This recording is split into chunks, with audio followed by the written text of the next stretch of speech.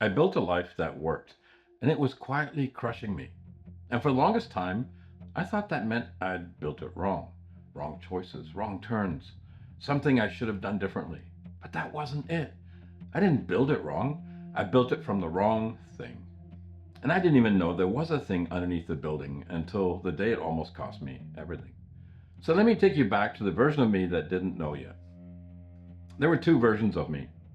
And I want to be accurate about this because for years, I couldn't even see them as separate.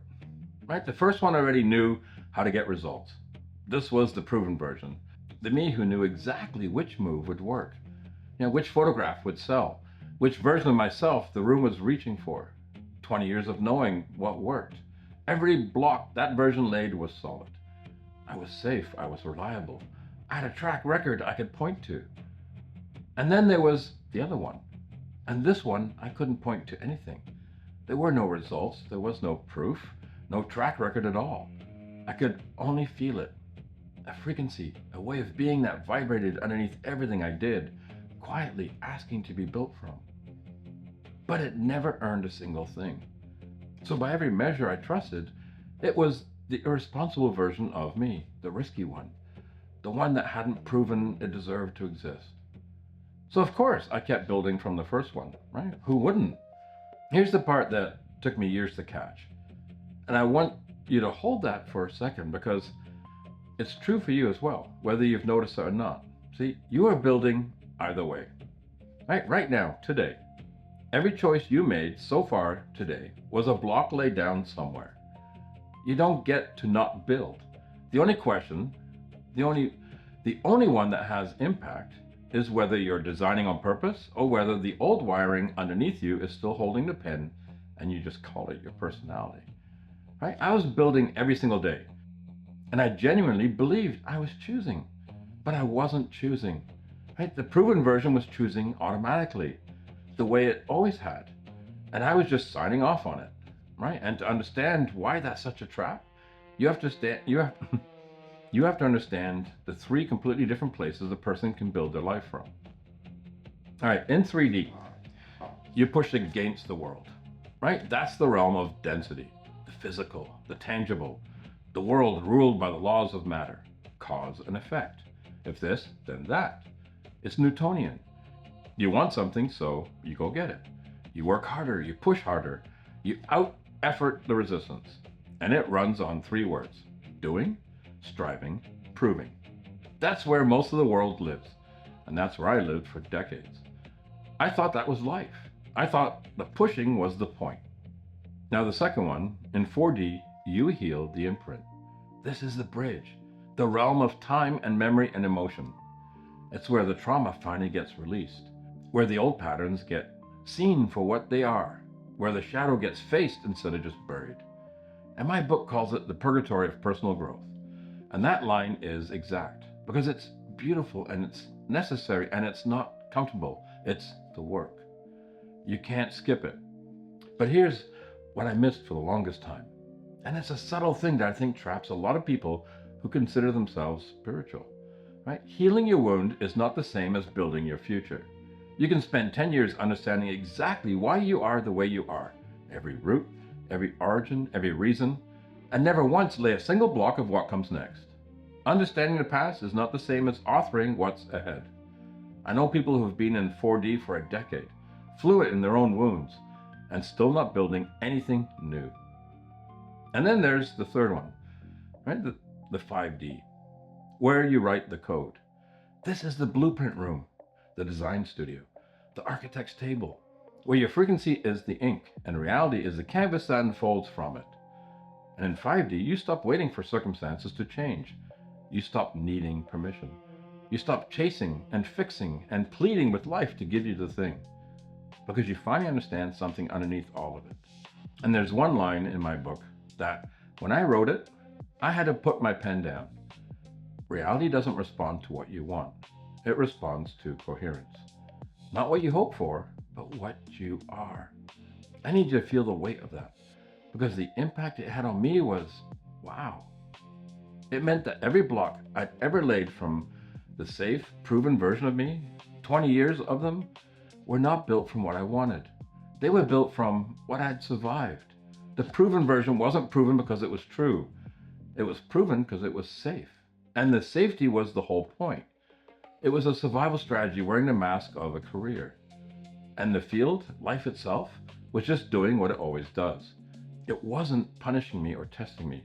It was mirroring me faithfully, precisely, giving back the exact frequency I was transmitting in the shape of my whole life. I was broadcasting, keep me safe. And life, yeah, it kept me safe.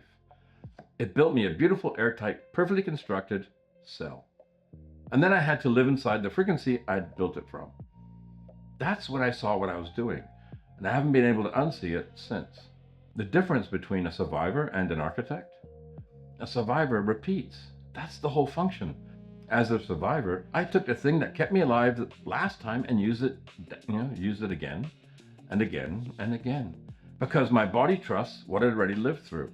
Right? Survival isn't interested in whether I grew, it's interested in whether I'm safe. So it builds the same structure on a loop, out of the same material forever. And the kicker is, it'll defend that loop with everything it has. Because to the survivor, the unknown isn't exciting, it's a threat. Now the architect does something completely different. The architect asks one question the survivor never asks. Not, where do I find the result? But, what am I building this from? What's the frequency underneath the first block? Is it peace or panic? Trust or control? Expansion or one more performance? Because whatever I lay that first block in, that's the very foundation that every other block has to sit on. I can build something flawless on top of panic. I can make it gorgeous, and it will still be a prison because the frequency I built it from is a frequency I have to live inside.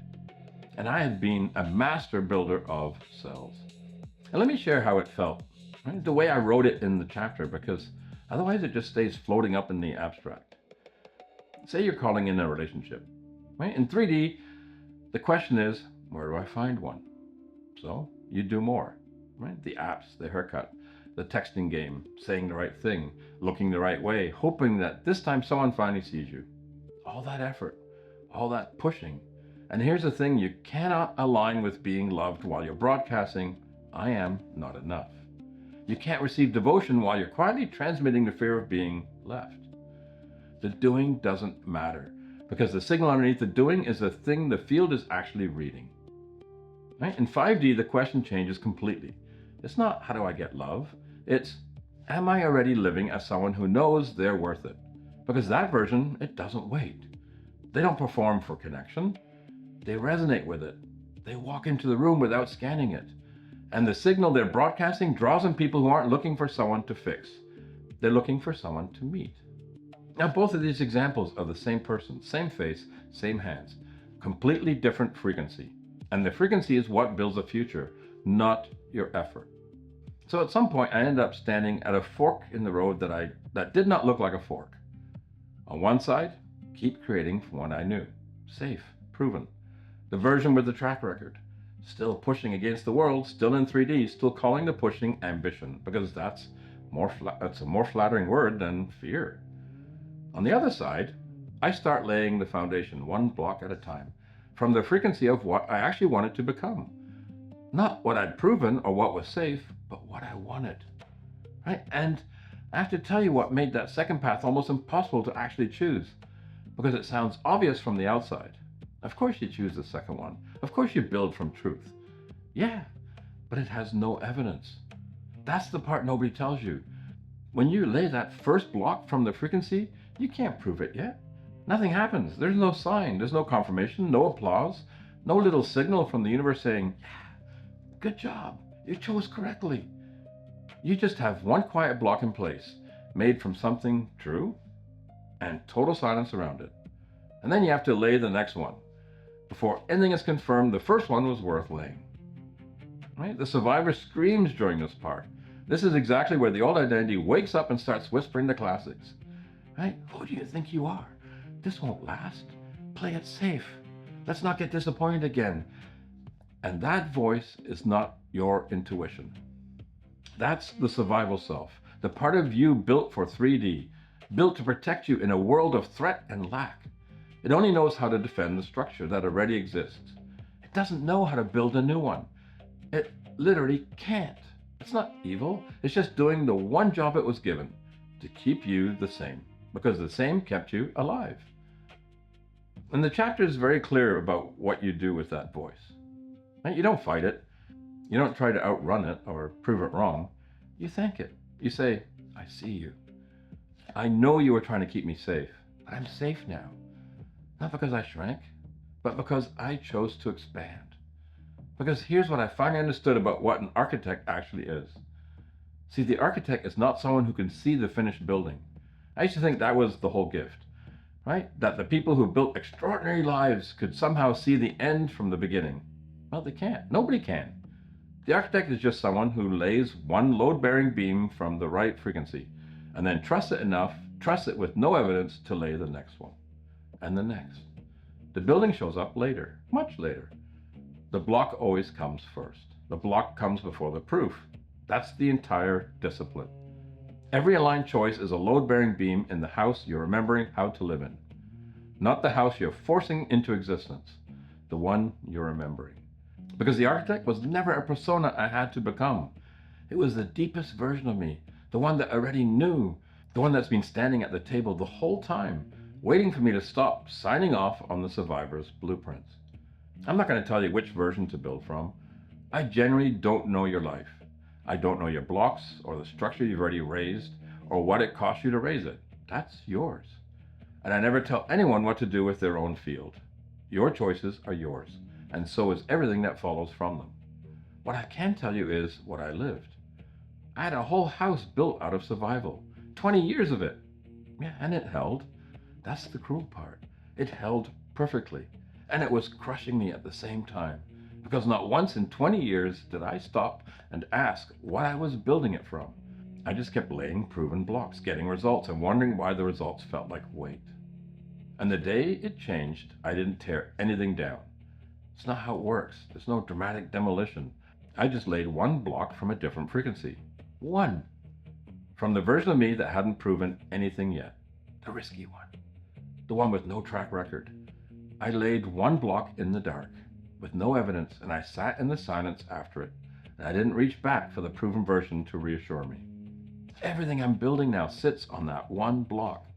Not the 20 years, not the proven version with the track record. On the one block I laid from my truth when there was nothing to confirm it was the right move. So if you're standing somewhere right now that doesn't even feel like a fork, if you're just doing what works, the proven thing, the safe thing, the thing with the track record, I'll leave you with the only question I wish someone had asked me 20 years ago. You're building either way. So what are you building it from?